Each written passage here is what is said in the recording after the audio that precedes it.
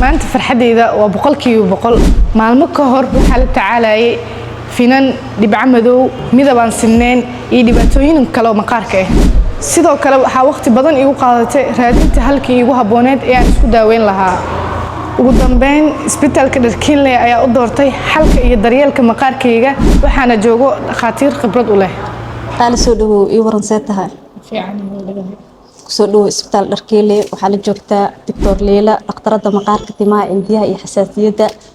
waxaa ii sheegtay in skincare badan hore u soo isticmaashay ee maqaarkaaga dhibaato badan u geysteen. soo mararka qaar skincare marka isticmaalaysid in oo heshid waa qof dhakhtar maqaar ah si aad u ogaatid maqaarkaaga muxuu yahay iyo daawooyinka ku habboon. hadda baaritaanka aan ku sameynay wuxuu noo sheegayaa maqaarkaaga inuu qaleel yahay. soo waxaa laga yaabaa productiyo aad soo isticmaashay oo ah qof maqaarkiisa oil loogu talagalay kuwaasoo kale waxay kugu sameynayaan in maqaarkaaga ay sii qalajiyaan guduud inay ku geliyaan. kuwa qaar waxaa jira saliidooda saa'id ay yihiin nabarkaas soo bixin kara badmadow kugu reebi kara.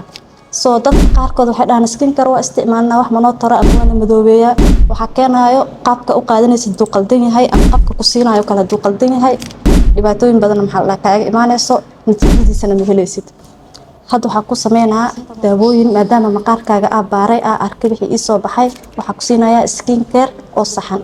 muhiimadana maaha skincare-ka in uu productiyo badan isticmaasho 4 shay 3 shay muhiim ku ah inaad isticmaasho. haddii aad la tacaalaysid dhibaatooyinka maqaarka isbitaalka Dharkiinley wuxuu ka daaweyn karaa cudurrada maqaarka. wuxuu ku yaalaa degmada Dharkiinley gaar ahaan isgooska Dabakaaya Madow soo horjeedka Hotel 7 Star.